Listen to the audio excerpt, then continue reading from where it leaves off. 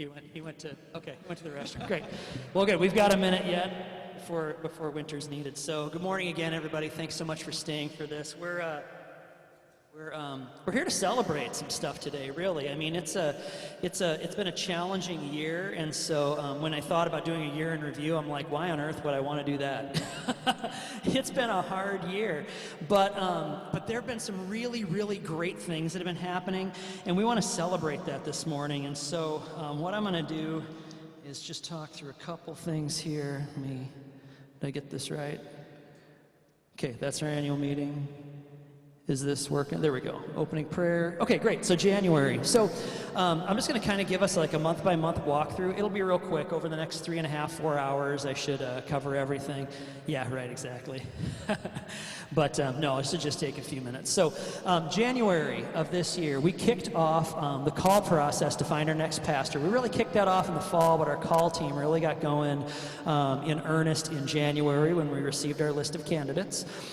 In February, at our annual meeting, we covered our mission and values, and so I wanted to just review those real quick because we came up with some, we just have some, we talked about that, and this is really what drove us into the year that we had. So first of all, our mission statement is recognizing our need and sharing Jesus as the remedy. And you've heard that. We had a team of people that came together last fall to really go through a process led by Pastor Ben to get us to the point where we re-envisioned our mission as this. So recognizing our need, sharing Jesus is the remedy. We also talked about our values, and the question around values is what are the core characteristics that make us Remedy Church as opposed to any other church. And those values are: we are Christ-centered, we believe Scripture, we pursue deep relationships, we go the extra mile, we are authentic, and we value you.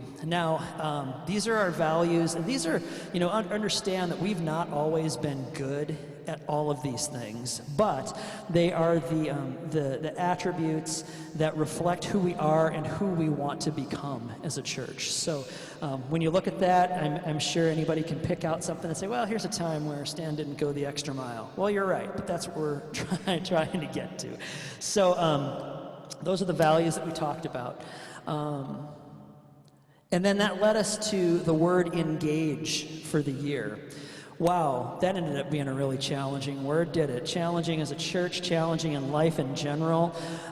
Engage. And engage is something that we sought to do, and the questions that we asked around that is, how is God calling you to engage with your Savior, with your gifts, and with your community? And as we went through the year, man, there were so many roadblocks to engagement, but that was something that we kept in mind as we kept going throughout the year. Then in March, the pandemic hit and became a big challenge for everybody, of course. And we pivoted to online worship, and for the next 15 weeks, we met via Zoom meetings. We had over a 94% success rate in doing so. We were able to successfully meet 15 of the 16 times we tried. Which is a really good field goal kicking percentage, an excellent free throw percentage, and pretty good for a church meeting on Zoom. So we were happy with that.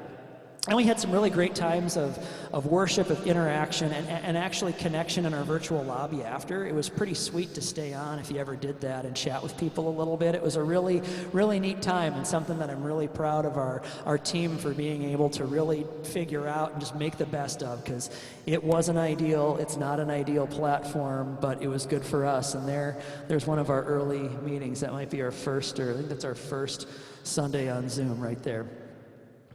Then next up, April through June. So April through June, the call team continues. And I put that on here because the call team between January and June legitimately put in hundreds of hours of work together and individually, really going through the packets, praying, meeting with candidates, putting together interview questions, discerning. It's a ton of work. And so I just wanted to thank the call team. Who in here was on the call team? Bev, Ken, Sam, Winter, Jamie. Thank you guys. That was a huge undertaking. And even though we didn't get a pastor out of it, that was amazing. It wasn't intended to be a stinger, but really, they put in. I'll just move on. I can't save myself from that one. June. We got to June. We actually became an official congregation of the Minnesota South District of the Lutheran Church Missouri Synod in June.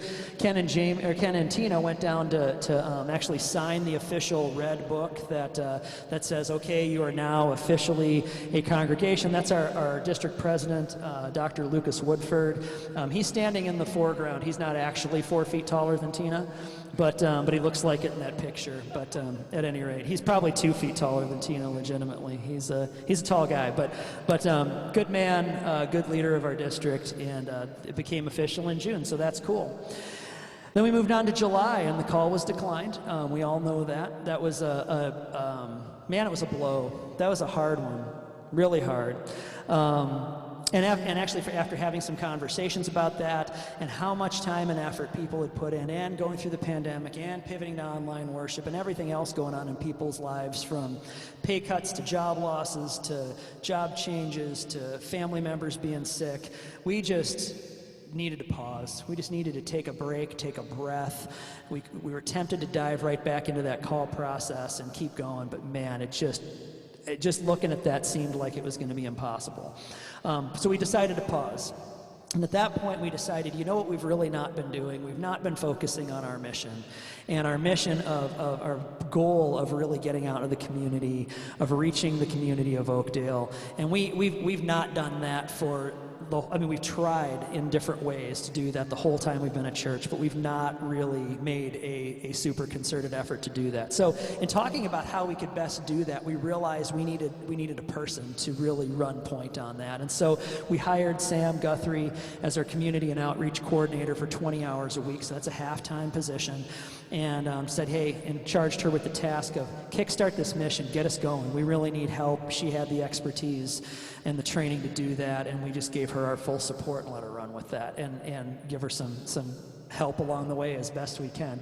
And so then in August, we had a couple of outdoor worship services at Walton Park, and this was really some of the first of our mission work, because not only did we have the outdoor worship that we invited community to with a picnic, we kicked off our relationship with Christian Cupboard Food Shelf and took on donations. And how many people attended a worship in the park? Who was able to come? It was awesome. Like the first Sunday we did it, I was like, this weather is perfect, it can't get any better. I'm gonna set my expectations low for the next time, because there's no way the weather is gonna be even close to this. The weather was better the second week. It was amazing. So it was super cool. We brought in a bunch of donations of like paper products and other care supplies for the Christian Cupboard. It was really a fantastic event, and so that was August.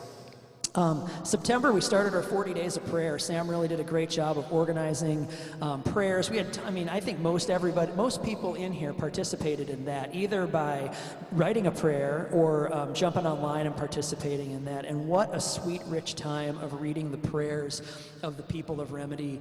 Real simple prayers, but a great time of connection, and that was September. In October, we did our next service event, or our first, I don't know if it was a first, but we did a service event. We went to Feed My Starving Children. We did that in honor of Roger Gilfillan, who passed away, and had named Feed My Starving Children as one of the organizations that could be donated to in his memory. Sam works there, and she organized it. We had 14 people from Remedy.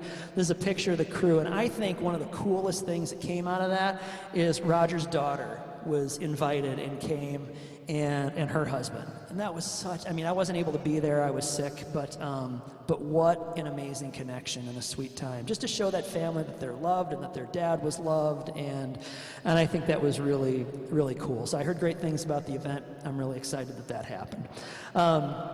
Then November, I wanted to say this because we were too busy doing other stuff and we didn't announce this. We actually hired Jamie for 4 hours a week to do marketing and communications for us. Jamie's been our super volunteer for doing comm and marketing stuff the whole time Remedy's been going on. But I asked her the question, I said, are there things that you could do better, or do you have a bigger vision for what communications could be at Remedy if we were to pay you for some hours? Because she does consulting, and so her living is as a consultant, so she consults with different companies and organizations. And she said, actually, yeah, I could do some more stuff if I had some more time to dedicate to this. And so we talked about it as a team and said, that's something we want to try. We're distanced, and so communication is so important. And so we hired her 4 hours a week to do that. And you'll notice, even if you look back at our Facebook page over the last month and a half, man, things have kicked up. I mean, you can look at, there's some really good work before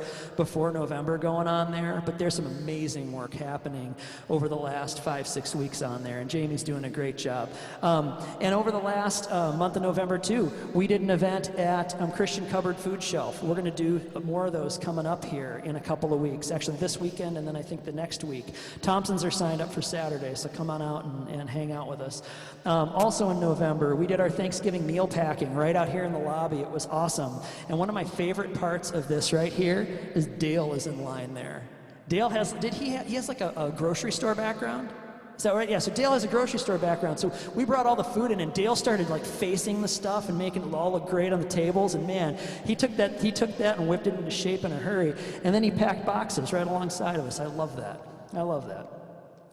Also in November, the Remedy Report, our online newsletter started. If you haven't signed up for that, please do, because most important thing, and thing that I've struggled with, and churches that I've worked at in the past have struggled with, is getting information out to people. And even though we have Sunday morning, you can tell you all of these things. If we do that on Sunday morning, and we post it on Facebook, and you get it in your email, then you're seeing it more, and it actually starts to stick, because I know Sunday mornings are a hard time to retain what's going on, but this is not, this is just another way to get a lot of great information. So please do sign up for that. It's very well put together. That was one of the things that Jamie wanted to do but didn't have time to do, but is now, and so it's amazing stuff. So that was November. And then coming up in December, we've already started our Advent. Our Advent, Jen's gonna hate me. Jen's online, right? Is she off now? Oh, okay. So I don't have to answer that question. Jen was on Zoom a little while ago.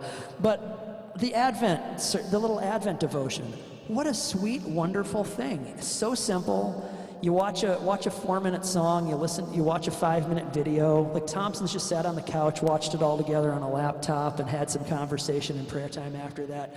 Sweet, wonderful reflections on Advent. Jen did a great job. That's something too that Jamie's putting together that's really amazing. So take a look at that. Also in December coming up, like I mentioned, we've got volunteering opportunities this Saturday, next Thursday at the Christian Cupboard Food Shelf. Also on here that we don't have on here, but Sam mentioned earlier, is she's looking at opportunities to bring cookies out to first responders, to take gifts and donations for students in need at Tartan. So we really want to continue to develop those relationships. So really, I've been going off script for like the last 3-4 minutes, so I'm going to get back on script here real quick. But, I just wanted to kind of close this time up right now with saying that, even though there are still gathering restrictions, and we've been dealing with this stuff for like 8 months, there's still serious health concerns in our community. I am so thankful that God has walked us through this year. Because, man, like 6-7 months ago, 3 months ago, 4 months ago, what a slog. It was so hard. But I look back on all the amazing things that God's been up to in our community, in and through us, and I am just so encouraged about where He's leading us next. And so I just wanted to share that.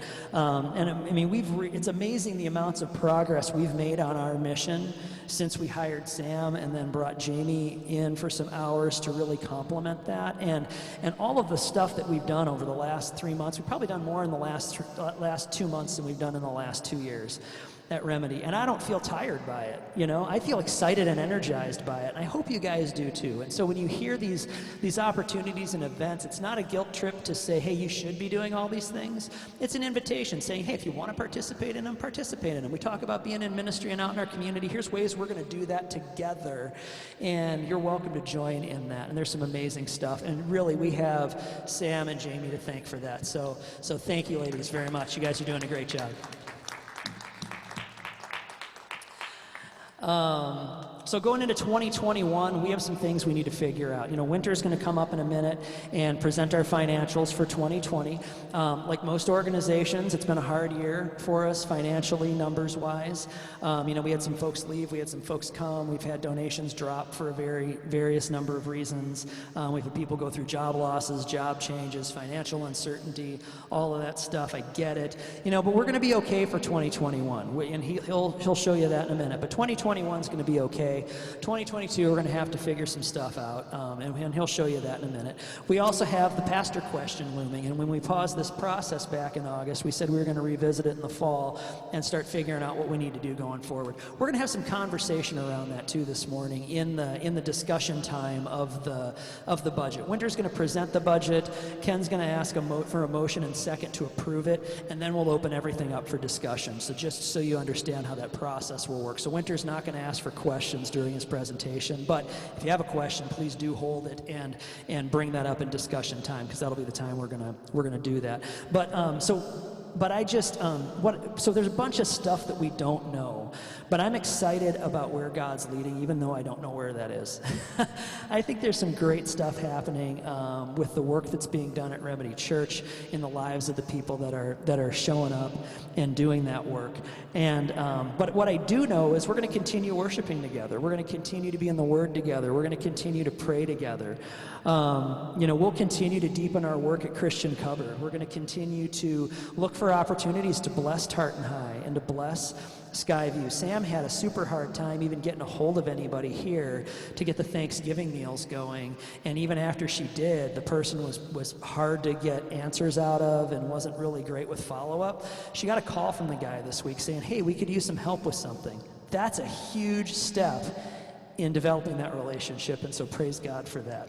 And we're going to continue actively looking for other ways to serve the community of Oakdale. There's going to be opportunities that'll come up that we don't even have on our radar, but they'll come up and we'll be ready to help when they are. So I'm just super excited about that, and I'm actually more excited about that now. I'm more excited about the future of Remedy now probably than I've ever been because of the work we're doing in the community. So thank you guys for that. Now I'd like to invite Winter up to walk us through. I know somebody online is probably going to get upset that he's going to share a microphone with me. You don't have to. You can use this one, Mike. There's a third one? Okay, let's bring the third one over so you can be close to the TV. All right. You don't mind either way? Okay. All right. Well, then you can talk in whatever you want.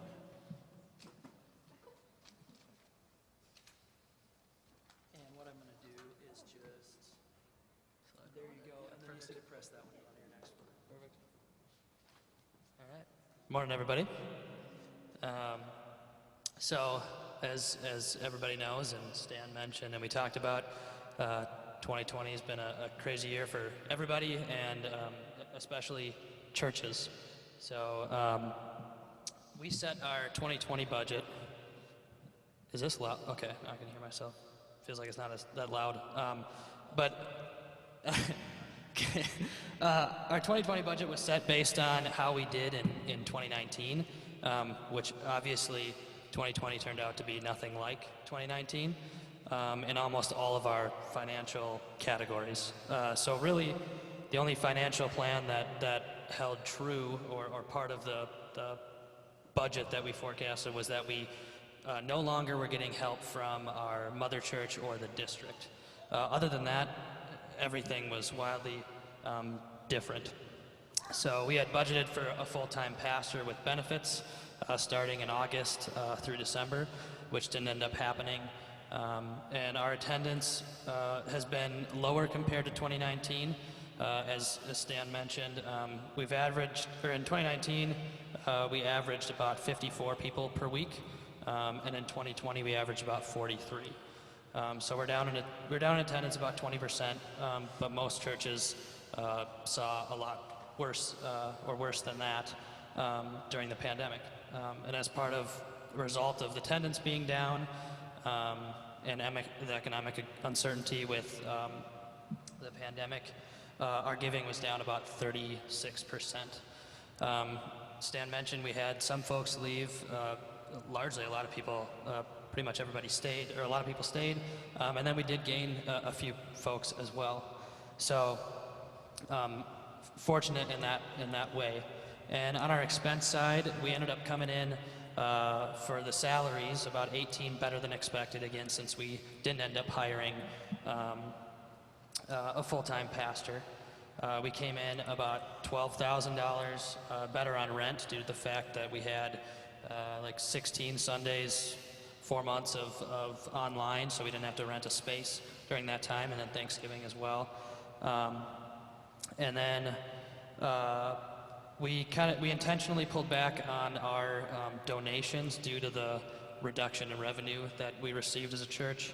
And then we also came in about $10,000 better in miscellaneous expenses. So at the end of 2020, we came in at about or a net loss of $22,000 with a budgeted planned net loss of $38,000, as you can see, for what we had planned. So we came out ahead, or better, I should say, $16,000 than planned. So at the end of this year, we expect, or we plan to have about $120,000 left in our bank account. So that kind of sums up our 2020 budget. So I'll present our 2021 budget now. What we've kind of planned is a slight uptick in contributions. And we've also planned for some increase in a bump up in salaries just due to hiring a couple more people on the staff. And another reason is related to our pastor search, which we're going to talk about more in a moment. And then we're also budgeting for kind of incremental increases in rent and other expenses, as that's kind of anticipated on a yearly basis. And then we're planning on continuing to rent the space here in Tartan. So we're also budgeting for incremental increases in missions and other expenses. So at the end of 2020, what we're proposing is that we'll end the year with a net loss of about $70,000. Sounds like a big number, but we will be projected to have still about $50,000 in the bank at the end of 2021. So that is our 2021 proposed budget, and with that, I'll hand it over to Ken. Okay, do we have a motion to approve the budget as is? Okay. Second? All those in favor? Actually, wait. Well, What we'll do online now, online too, we have a motion and we have a second. And now what we'll do is we'll go into discussion now. Sorry. No, I just wanted, before you You're fine. charged Yep. ahead and Yep. did the vote, Yep.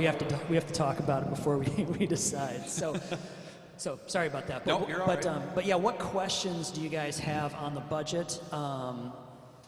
And questions online as well. I don't know if there's if anybody is online and wants to, I don't know if there's anybody left online, but if there are, they can come in the chat box and ask any questions that they have. Yeah, John.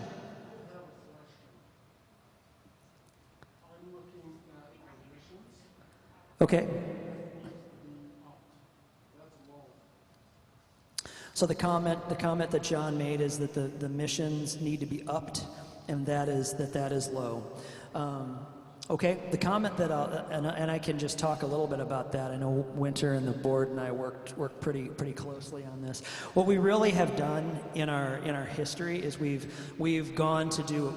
sought to tithe our giving to our district and to the other charities and other groups that we help support.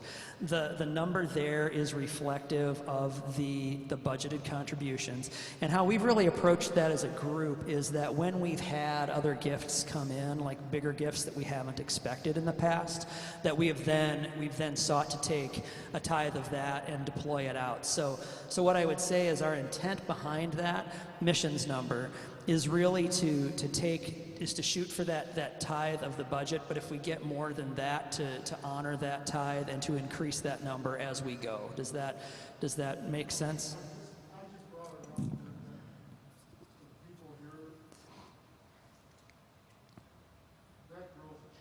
Yeah.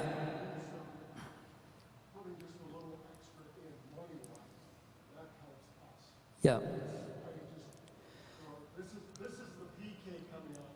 I always talk about this, and don't reach in and go, yeah, it's the first fruits. It's not, reaching, yeah, this is a little bit that I have left. It's to, and then you're doing it just right, as you're presenting the stuff, that this is how it's supposed to be, but it's also for us to, and it's in my mind today as I'm trying to make sure I get here for church. It became money. I had what I want to get. That's just, our first fruits. We can just keep working that way. That builds churches. Thanks, John. I appreciate that. For those online, John just encouraged us to treat tithes like a first fruit, and he just was encouraging us to think about the mission and growth in our church through missions. I will also say that a number that's not in missions, that's buried in salaries, is Sam's pay, because her job is missions, and so that's not something we're tithing out per se, and that's why we call it out like that. But we are investing. I just wanted to say that in saying we're investing heavily in missions, and more so than that 10%, that $7,000 will show, because Sam's pay is a chunk of the salaries line that's also being specifically geared toward missions. So we are investing in missions through salaries as well. And through working budget, yeah, because we've got, thank you very much, because I think the money that we assign for Sam to spend on missions is in other. That's correct. Okay, so what's the do you have that number roughly? I don't have it. It's about, it's like, I want to say it's about $5,000. yeah, I think we said around 5,000. So the $7,000 that you see there is $7,000 that we directly donate to our district, there's a church planting consortium, to Christian Cupboard, to Feed My Starving Children. At least this year. We'll decide how we're going to do that this coming year. But we also have about $5,000 in that other that is meant for Sam to deploy for community outreach and events, buying the supplies for the Thanksgiving meals, those types of things. So thank you, Jamie, for that. I appreciate it. Other questions, comments? Yeah, Brian. Yeah. Yeah, that's a good question. So the question was, is on salaries, is any of that for calling a new pastor next year? Yes.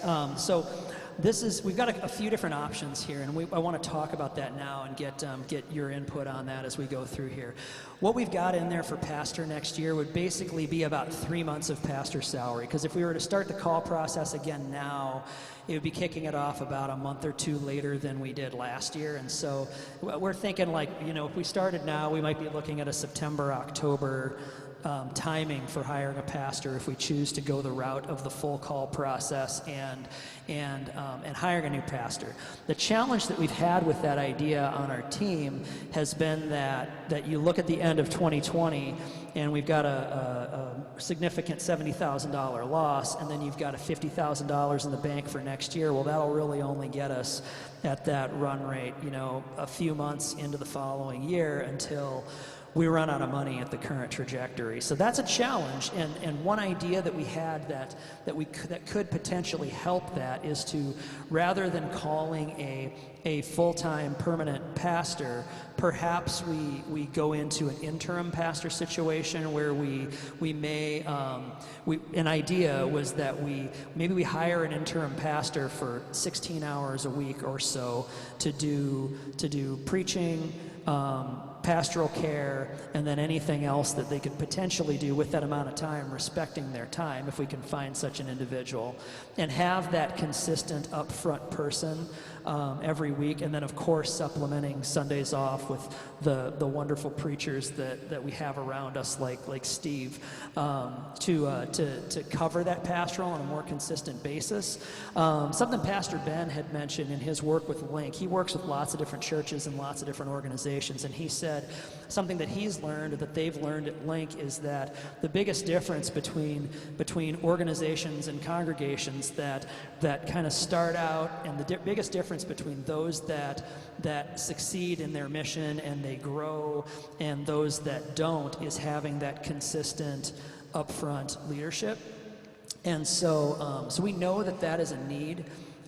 We know that having a pastor consistently is a need, but we'd love feedback from you guys on how you think the most appropriate way to do that is, because we could go into a call process, but that's a really tough sell, and I don't know if that factored into our inability to have our call declined in July. It may have. I mean, I had some very specific conversations with our pastor candidate about run rate. I mean, he had asked the question, he brought it up, he was very financially minded and said, what does this look like? And he said, yeah, you got a year and a half. And I was thinking 15 months, but basically, you got about a year and a half. At this rate, if we hire a permanent full-time pastor, we get a few months into 2022, and then we don't have enough money to operate. So, and as you can see from our budget, we do operate on a relatively shoestring budget. There's not a whole lot of places that we can cut without really crippling our ability to do ministry. If I donated my salary, it would buy us a couple extra months of run rate, and I'd be willing to do that, but it wouldn't help that much that long. So, we're really coming down. We're really running on. I think we're doing things pretty well for what we have, but we're running on a pretty tight budget to begin with. Does that answer your question, Brian, as far as that? And as far as the pastor, I'll open it up, and if people have opinions or ideas on how we should really approach that, we want to know, because, we're kind of, for run rate and we're kind of leaning as a leadership team toward pursuing the part-time interim pastor, mainly for the sake of, and I know that's a hard thing to ask somebody to do. We're leaning in that direction mainly so we're not promising anybody like a permanent position and then having to say, okay, well, in a year down the road, sorry, we're done. You don't have a job anymore. We want to go in realistically with a pastor candidate.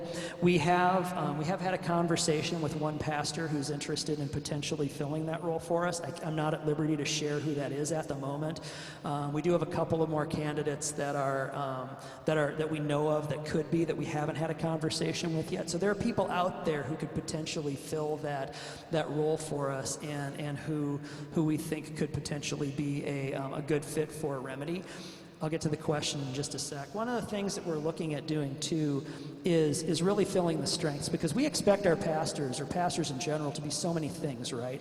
We expect them to be expert level presenters, motivational speakers, good at somebody's bedside when they're dying. We expect them to be visionaries, to empty the trash, to plan a music team, to write this stuff. And frankly, I don't know anybody who's great at all of that except Steve King. So he's not available.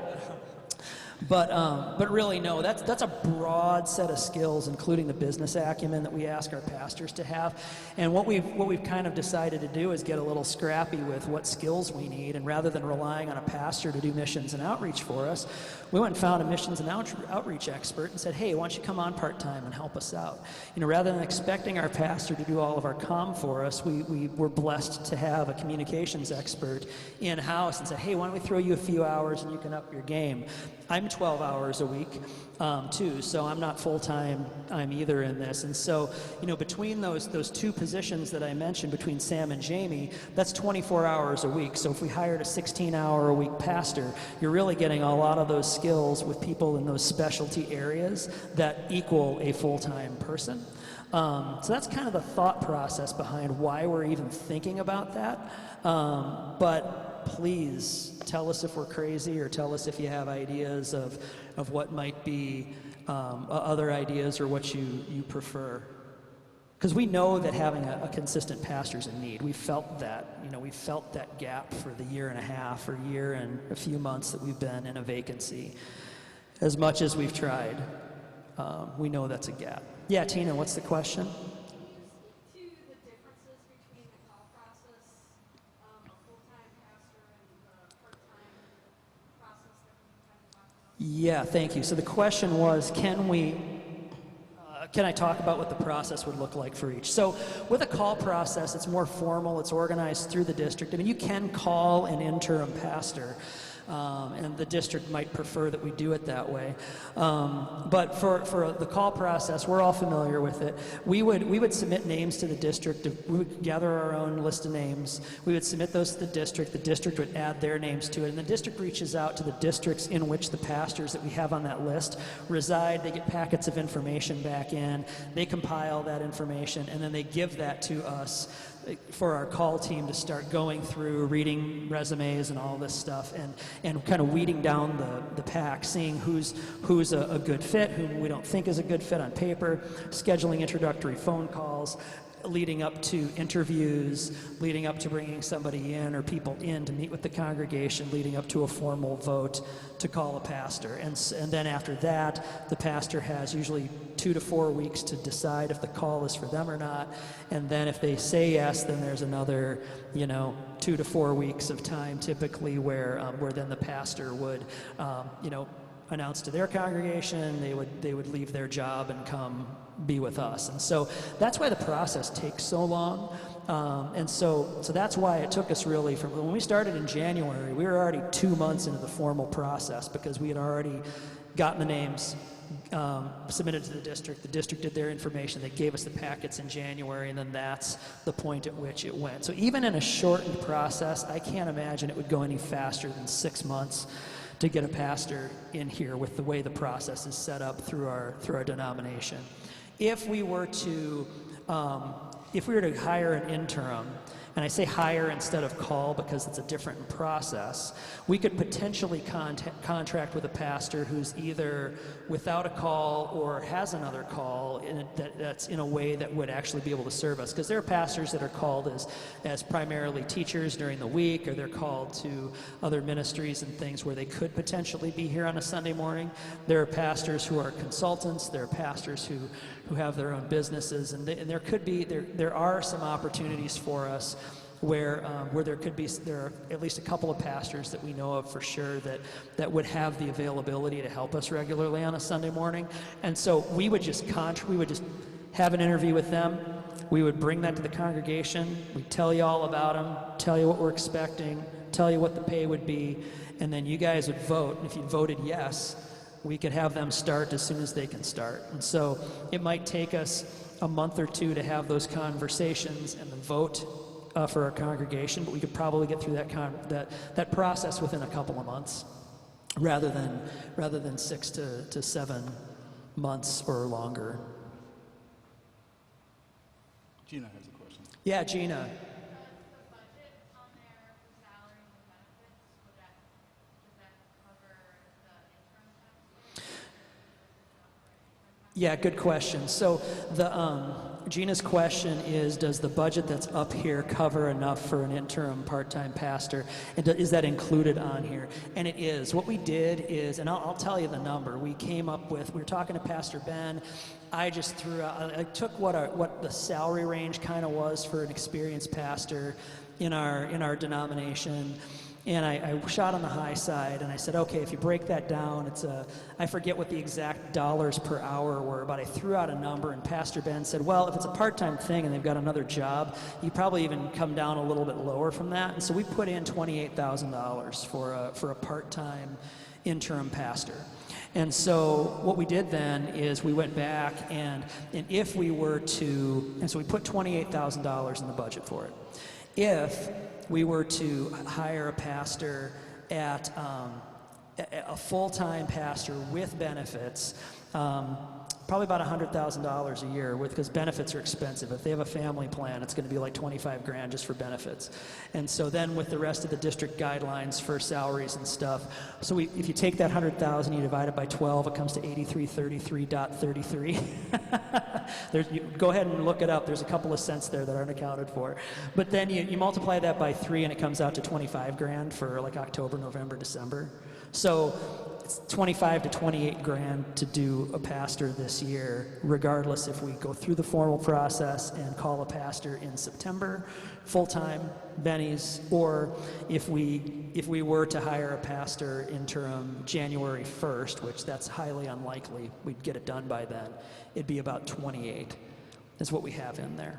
So it'll flex a little bit depending on the person and the salary negotiations, because that's real, that happens. But yeah, so we do have $28,000 in salaries for pastoral coverage of some sort. And then that also we pulled out like Ben's consulting, because Ben, we have him on a retainer to do preaching, to hire, and that would be covered by that, well covered by that in that as well. So we're covered either way we go. Thank you, good question. Questions, thoughts, what do you think about, how's the idea of an interim part-time pastor resonate with you? That's a hard thing to swallow for some people, and it's a hard thing to conceptualize, but how's that sit with you? Anybody who's just like, that doesn't feel right? Anybody kind of squeamish about that? It's fair if you are. I just want to know what you guys think of that. Yeah, Steve, thank you. I was waiting for you to comment because you're the expert in the room. No, my only question would be, to me, interim implies covering a temporary period. Are you talking about this as a part-time pastor indefinitely? Sure. That's a good. Yeah, yep, I do. That's a good question. Steve said the word interim, he wanted some clarification if we're thinking about this for a short period of time or just a part-time indefinite. I guess you're right. We could potentially say it's a part-time pastor ongoing. I think by doing the interim piece, we are probably trying to avoid being directed to do the call process. Really.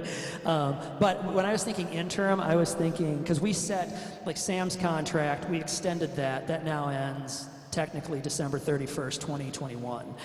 Jamie's arrangement is, I don't know if we have an end date on it, but we know it's month to month. But so we're trying to set everything up so there's no expectations by the end of 2021. Because if our giving tanks, we might be out of money and have to make that decision.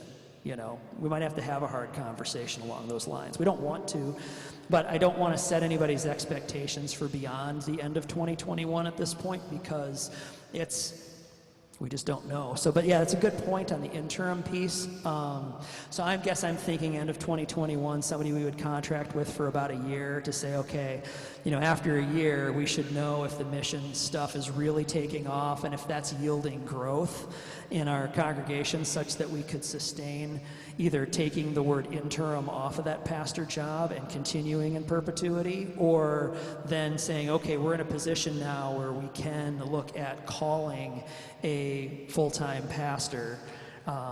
So I guess the interim was really to kind of move the decision point down the road a little bit so we'd have a better understanding of where we really sit financially and effectiveness-wise as a ministry. So that was really the intent of it, but you're right, we'll have to be very careful about how we proceed with that wording. Yeah, Alan.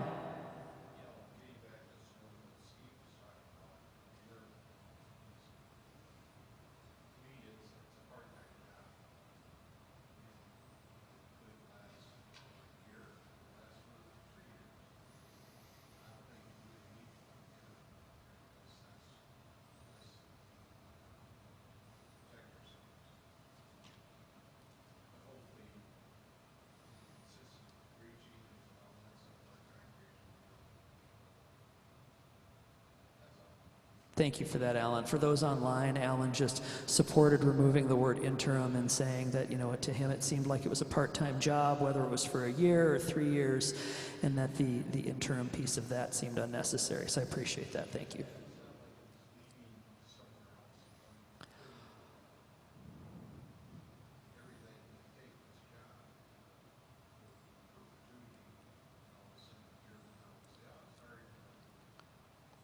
Right. Yeah, that makes sense.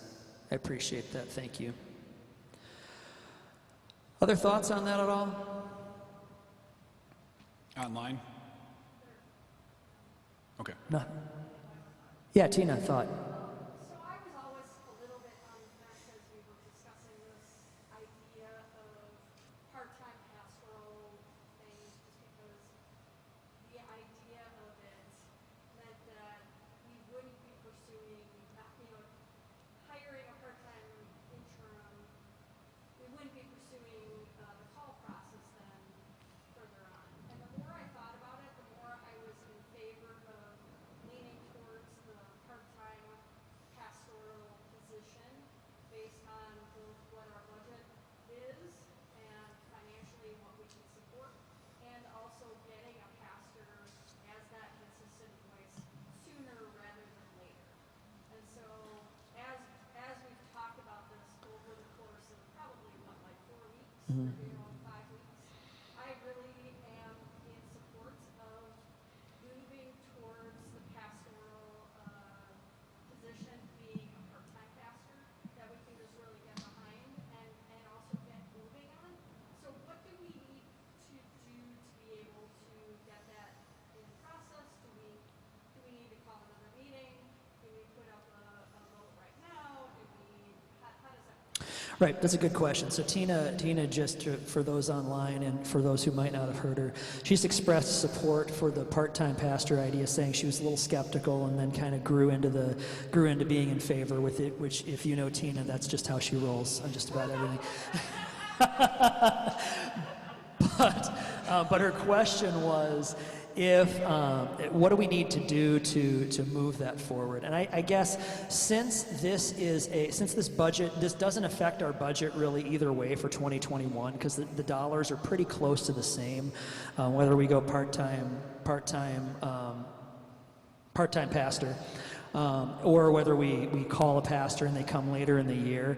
I'd propose that we don't vote on that right now. However, when we get to the point where we're going to make a decision, we will, if we get to the point where we want to offer a pastor a part-time job, I suggest we come back together as a congregation. We talk about specifically what those duties look like, what the money looks like, who the person is, and talk a little bit about them, and to present some information so that we can then take a vote together on actually hiring that person.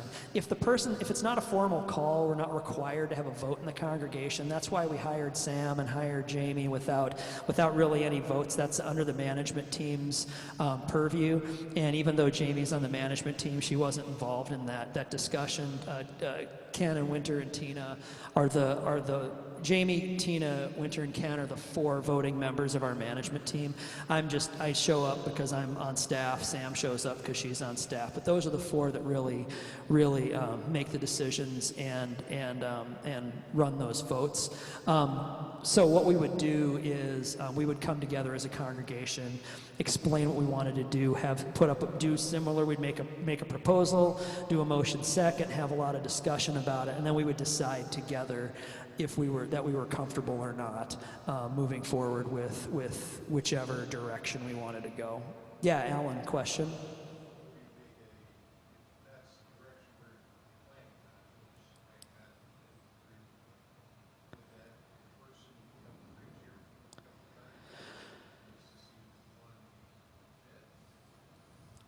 Sure.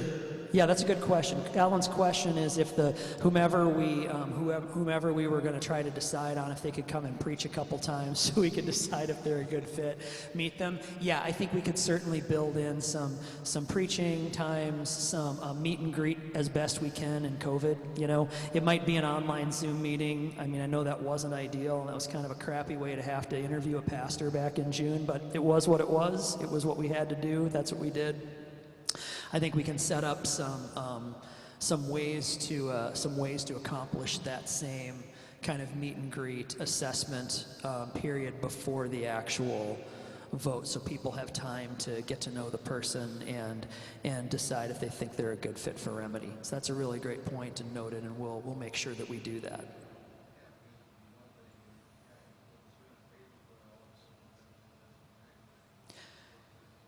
Right. Yep, absolutely. Yep, I agree. Other questions or comments on pastor search or the finances otherwise?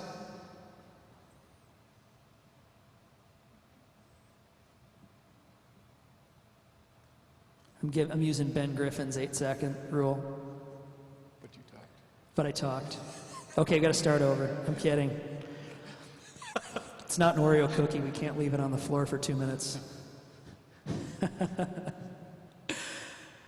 All right, cool. So we've got a motion to approve the budget in a second. And Ken, what we'll do with the vote when Ken calls for the vote, we'll do show of hands. We'll do are there any voters online? Okay. Okay, we'll just do show of hands and then we can count them up and we'll be good to go. So want to go ahead and do All right, that? let's call the vote. All those in favor by raising their hand. Opposed? Motion carried. All right, we got a budget. We got a rough plan. Good job, everybody. I always say a budget's not a bucket of money, it's a plan. So we don't have the bucket of money yet. We got to work on that piece, but we got a plan. Thank you, everybody. I'm going to close us in prayer, and then we can go about our days. Father God, thank you so much for your body of believers, and thanks so much for all of the people who are here. Thanks for all the Remedy folks who weren't able to be here today. We love you, Lord, and we trust you, and we're so thankful for the great work that you have done over the course of this year amidst some really, really hard times, and you have been there every step of the way carrying us, and we love you and thank you for that.